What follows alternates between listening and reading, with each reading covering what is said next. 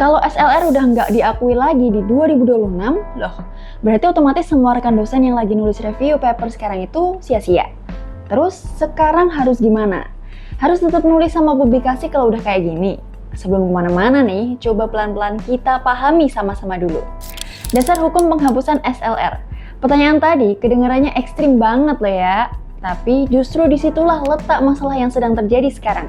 Banyak dari rekan dosen tuh masih gunain SLR atau Systematic Literature Review buat ngenulis dengan asumsi kalau itu masih bisa digunain sebagai syarat khusus kenaikan jabatan akademik. Padahal kalau kita baca lagi arah regulasi terbaru aja, ada pergeseran yang jelas banget kalau negara mulai nuntut kontribusi ilmiah yang basisnya data nyata, bukan cuma sintesis literatur. Masih belum paham atau nggak percaya?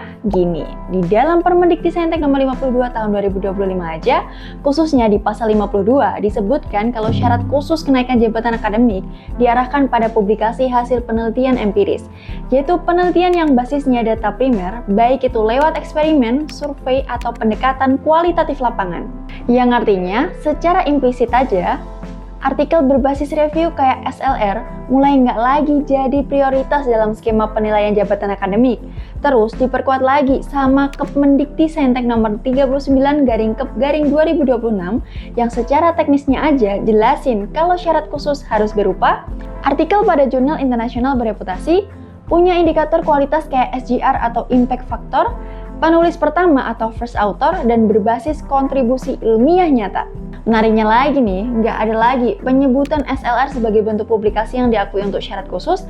Jadi, secara akademiknya aja nih, alasan ini cukup bisa dipahami ya rekan dosen. Kalau SLR itu nggak menghasilkan data baru, lebih bersifat kompilasi dan sintesis, sering dianggap kurang memiliki novelty atau pembaruan yang tinggi dibanding riset empiris. Ini udah bukan cuma soal nggak kesebut, tapi emang ada arah kebijakan yang secara sistematis saja kegeser SLR keluar dari syarat utama jabatan akademik dosen. Dampak penghapusan SLR bagi dosen pemula 2026. Sekarang ini, pertanyaan selanjutnya itu bukan lagi soal regulasi, tapi soal dampak nyata. Apa yang terjadi dengan rekan dosen yang udah atau lagi ngandelin SLR sebagai strategi publikasi? Coba kita lihat sama-sama beberapa kondisi yang paling sering terjadi. Pertama, dosen yang udah punya SLR di jurnal Q4. Di atas kertas emang kelihatan aman, publikasi ada, bahkan nih mungkin udah terindeks internasional. Tapi pas masuk ke proses usulan jabatan akademik, realitasnya berubah. Jadi kayak angka penelitian tetap dihitung, tapi syarat khusus tidak terpenuhi. Artinya apa? Ya, usulan bisa ketolak cuma gara-gara jenis artikelnya nggak sesuai. Terus solusinya bisa mulai dari upgrade riset jadi artikel empiris berbasis data primer, gunain SLR sebagai dasar teori, terus dilanjutin sama penelitian lapangan. Kedua, dosen yang berencana menulis SLR di tahun 2026. Ini kondisinya bisa dibilang cukup beresiko ya rekan dosen. Soalnya, kalau tetap maksain nulis SLR yang terjadi itu energi dan waktu tetap keluar, tapi kontribusi ke jabatan akademik itu nol untuk syarat khususnya. Jadi, strategi yang bisa rekan dosen lakukan itu bukan melanjutkan, tapi pivot sejak awal. Mulai, ubah desain riset ke survei, eksperimen atau studi kualitatif, jadiin SLR cuma sebagai bagian dari literatur review, bukan output utama.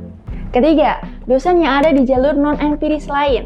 Ini bisa jadi kayak meta-analisis, bibliometric study, atau review konseptual. Masalahnya sama, yaitu semua pendekatan ini nggak ngehasilin data primer. Terus buat dampaknya, ya bisa nggak memenuhi syarat khusus jabatan dan bisa beresiko ngebuat karir akademik jadi stagnan. Solusi yang paling realistis untuk ini itu bisa dari mulai bangun penelitian berbasis data sejak awal, fokus pada metode yang ngasilin evidence langsung dari lapangan atau eksperimen. Nah, di titik ini, kita mulai ngelihat gambaran besarnya. Kalau ke depan, rekan dosen tuh nggak cukup cuman pintar membaca literatur, tapi harus mampu ngehasilin data dan kontribusi nyata. Ngomong-ngomong soal karir dosen, ternyata yang bikin capek itu bukan ngajarnya, ya nggak rekan dosen? Tapi administrasi dan kewajiban karirnya ya. Kita harus paham RPS, ngurus PKD, ngerti sistem sister, nyusun roadmap penelitian, sampai mikirin target publikasi ke jurnal Scopus atau Sinta. Dan jujur, banyak dari kita belajar itu semua sendiri, trial dan error. Nah, kalau rekan dosen ngerasa di posisi itu, coba deh cek e-course karir dosen dari duniadosen.com. Di sana, ada kumpulan e-course khusus pengembangan karir dosen, mulai dari cara menyusun RPS HPS yang rapi, memahami akun sister biar nggak bingung saat pelaporan, bikin roadmap penelitian jangka panjang sampai strategi supaya risetmu bisa tembus publikasi bereputasi. Belajarnya fleksibel, bisa diakses kapan aja, dan materinya memang dibuat khusus untuk realita dosen di Indonesia dan ada sertifikat 10 JP sebagai bukti pelatihannya. Semua solusi memahami karir dosen ada di e-course Karir Dosen. Akses linknya di sini, atau cek di deskripsi video ini ya. Siapa tahu ini bisa bantu kamu naik level lebih cepat sebagai dosen. Transisi 2025 sampai 2026. Apa yang masih sah? Di perubahan kebijakan ini nggak terjadi secara tiba-tiba loh ya rekan dosen, tapi adanya masa transisi. Nah, malah jeblek bubar nanti. Ada beberapa kondisi yang perlu rekan dosen pahami biar nggak salah langkah. Jadi, buat publikasi SLR sendiri yang udah terbit sebelum 2026 itu masih diakui sebagai angka kredit penelitian, tapi nggak bisa digunain sebagai syarat khusus buat ngusulin jabatan mulai per tahun ini. Artinya, SLR lama nggak sepenuhnya sia-sia, tapi fungsinya aja yang jadi terbatas. Sementara itu buat SLR yang diterbitin mulai tahun ini nih, nggak berkontribusi signifikan ke angka penelitian dalam konteks strategis dan nggak bisa lagi digunain sebagai syarat khusus. Dengan kata lain, dari perspektif karir akademik itu nilai strategisnya hampir nol. Ada satu pengecualian penting, yaitu buat rekan dosen di bidang seni. Dalam konteks ini, karya seni mulai dari nasional sampai internasional itu tetap diakui sebagai bentuk luaran utama selama udah memenuhi kriteria dampak, orisinalitas, dan pengakuan publik.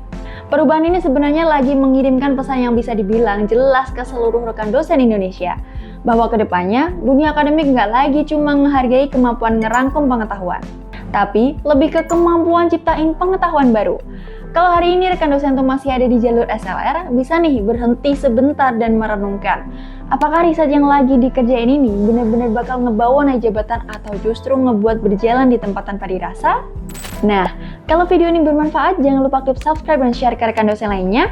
Like dan komen di bawah ini apa yang perlu kita kulik lagi seputar karir dan akademik dosen. Sampai jumpa di video selanjutnya.